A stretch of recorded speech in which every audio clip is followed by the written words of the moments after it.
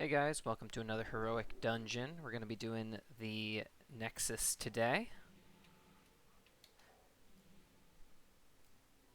Healing once again. On my discipline healer here, we've got a protection paladin.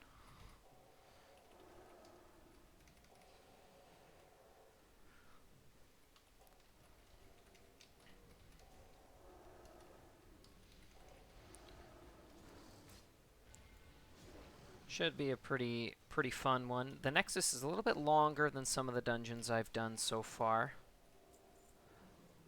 Looks like one of our DPS is lagging a little behind us here, this shaman.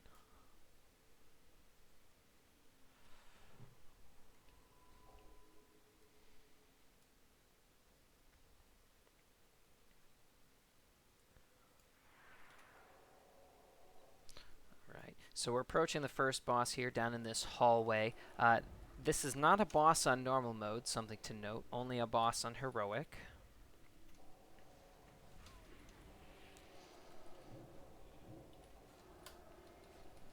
Dispel our warrior there. Got sheeped.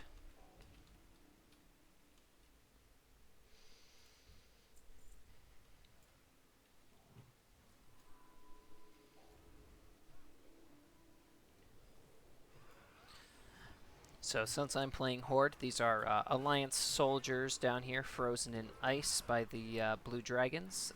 They would be Horde soldiers if you were playing an Alliance character. Doesn't seem like any of this trash is too dangerous. That first pack we did had that sheeping, you know, that polymorph mechanic.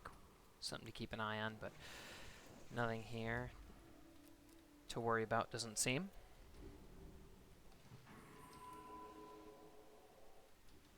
Here comes our shaman.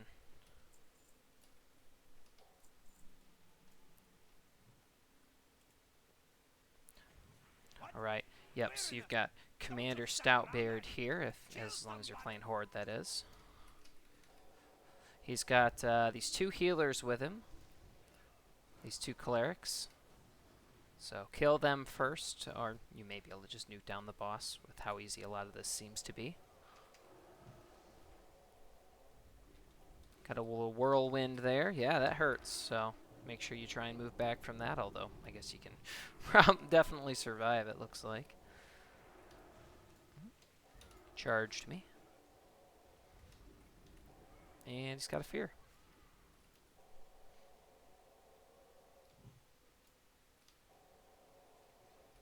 Got an all melee group here today. Retribution Paladin, Fury Warrior, I believe, and an Enhancement Shaman. Our tank has taken next to no damage from this boss. It's all on the DPS. Tank and cloak there. This book is for a quest.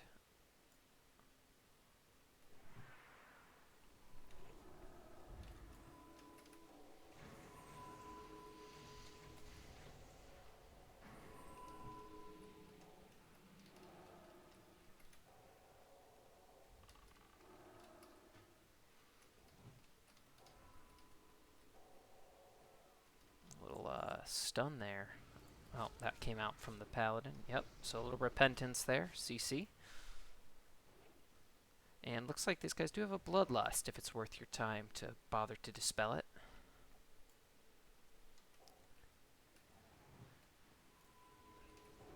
So you can take various different paths through the Nexus. This is by far the most common path I've seen, is to go left, but you could theoretically go right. The only thing you have to wait for is this boss in the middle.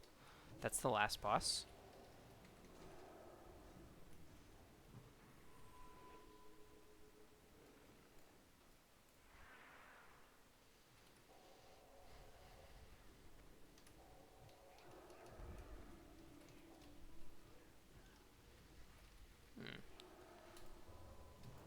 Use a little mass dispel there.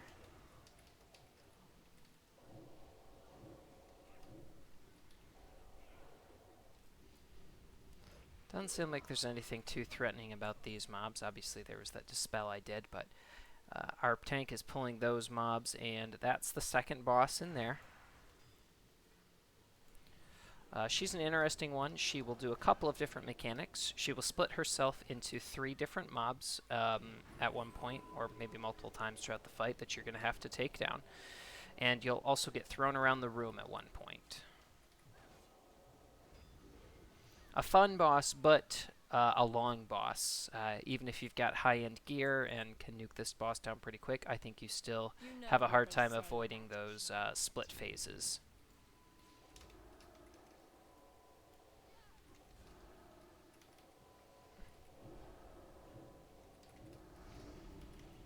And there we go. We see that everybody's getting thrown around. Brought some instant cast heals here. And there's the split. You see how she's split into these 3 separate mobs here.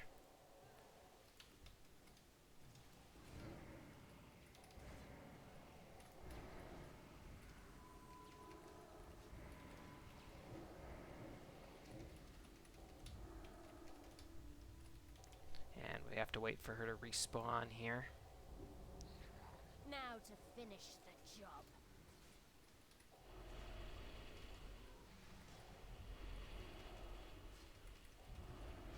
I'll give you more than you can handle. You know when you're. And she's split once more.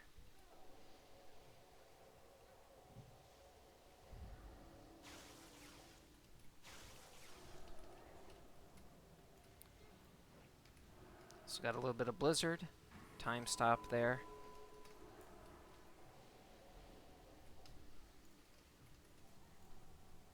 Oh, a little bit of lag.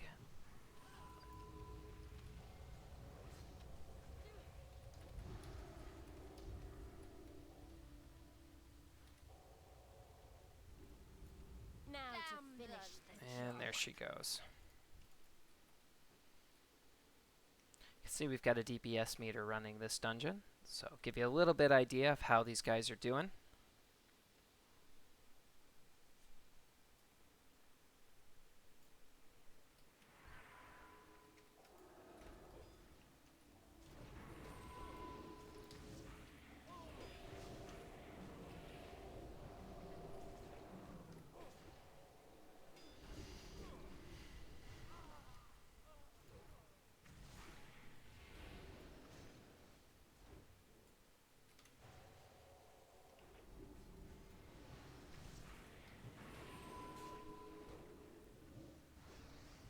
Looks like a little damage and healing reduction there.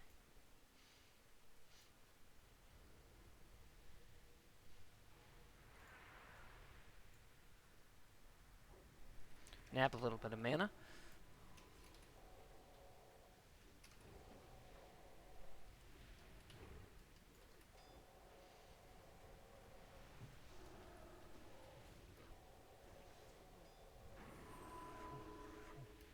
Still not sure I would call this heroic challenging, but slightly more difficult than some of the ones we've seen. More on par with maybe Halls of Lightning.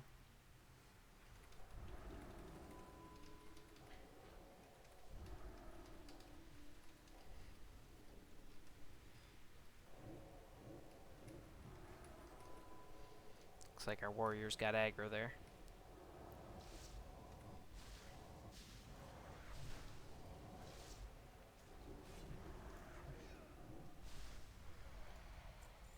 Alright, and you jump down here. Let your tank go first to actually round up all these mobs.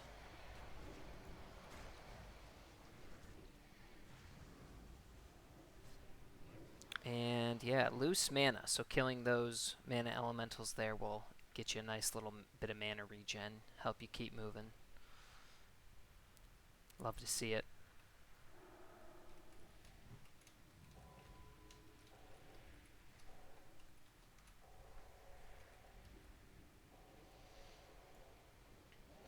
Not sure what our shaman's doing. Looks like he stopped to undisplay his helm and cloak. Gotta look good. And this is the 3rd boss up here.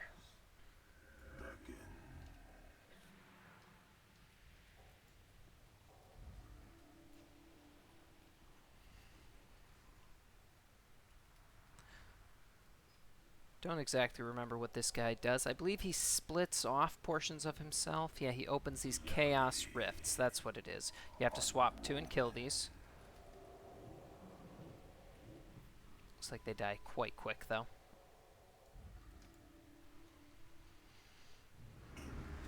There's another one. So he becomes small, and I believe he's immune, or at least takes dramatically reduced damage.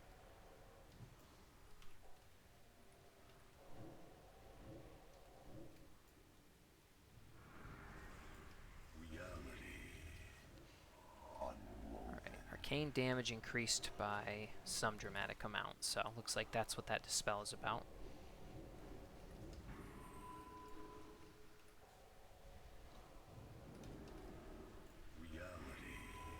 Again, another boss that you really can only make so quick.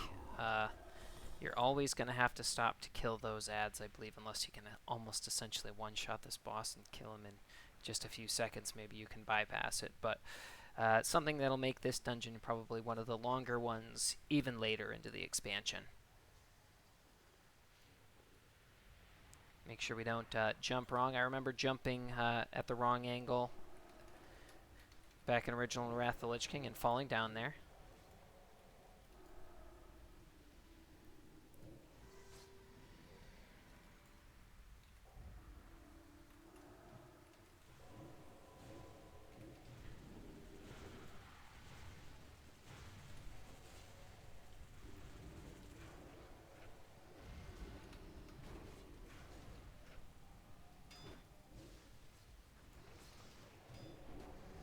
Looks like a Mortal Strike effect off these mobs.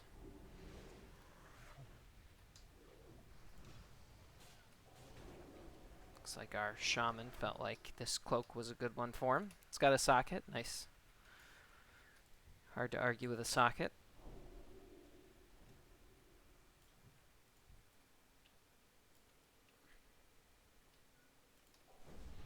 Some of these guys have PvP turned on, meaning I needed to buff them with my lesser buffs. When people have PvP turned on and you don't, your party-wide buffs don't seem to work. I'm not sure why anybody has PvP turned on, as this is a PvE server here that we're playing on the beta, but pop off, I guess, if you want to try and get some world PvP action going on the Wrath of the Lich King Classic beta.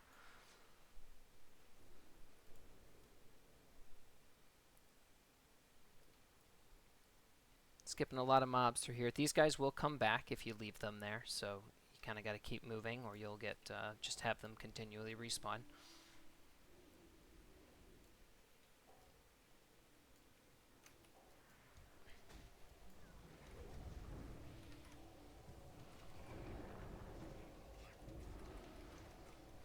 Got a little bit of damage coming in here.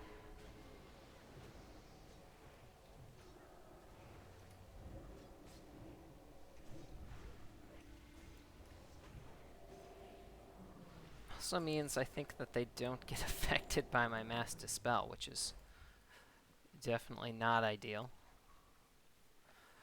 Killing those little guys gives you that acorn buff, the aura of regeneration.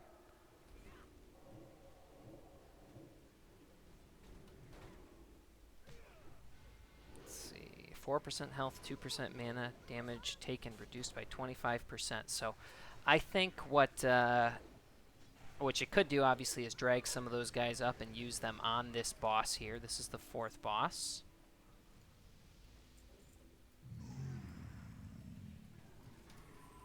This boss, I believe he shoots out some spikes. You need to try and dodge them. But memory serves, he's not too challenging. Yep, there they are. And a little bit of a root there. That's cool.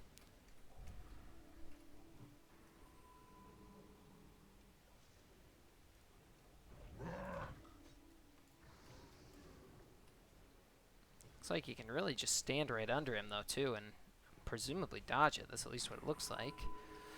He's gone into a frenzy there, so physical damage dealt increased by 50%. He still does not even touch this tank, so not a big deal. And then you can come up this little path here and skip a few mobs and jump on down.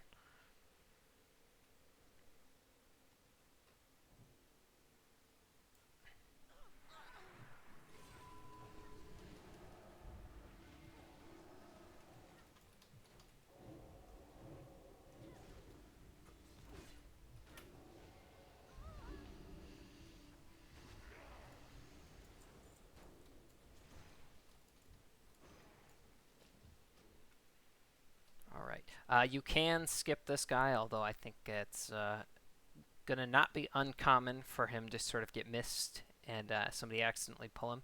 He really does blend into that that wall there. And this is the last boss. So in order to activate her, you have to have killed the other bosses, so you can use these containment spheres. Oh, we lost our shaman. I think he probably did exactly what I was talking about. I think he probably pulled that mob. Looks like he just popped himself right back up, though.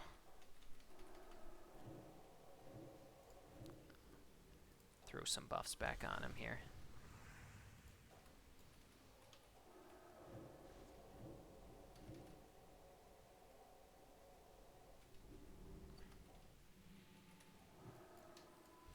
Alright, so this boss, I believe the big idea is essentially you keep moving. If you stand still, you start to build up a dot around yourself. Looks like maybe they don't know that you're supposed to click the orbs. Preserve. And there we go. Why? There's no truth in it. No, no, no. Yep, so you see how I'm not building up any of these stacks by moving back and forth, but our buddy Fat Walrus here is. Presumably they're standing still. Stay. Enjoy. Do a little mass dispel here. Dispel our two PvP guys.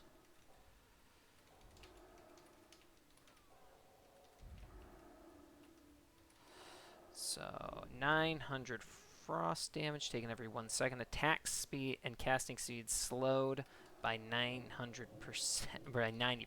Sorry. So definitely to your advantage, even if you don't care about how much you're getting healed to move. Finish it. Finish it. Kill me, or I swear by the Dragon Queen, you'll never see daylight again. And you can kind of see it reflected on the DPS meter here. He not doing as well as he probably could. Shield, plate belt, and our frozen orb. Alright guys, that was the Nexus. More interesting than some of the dungeons, and a little bit harder than some too. But thanks for coming along guys.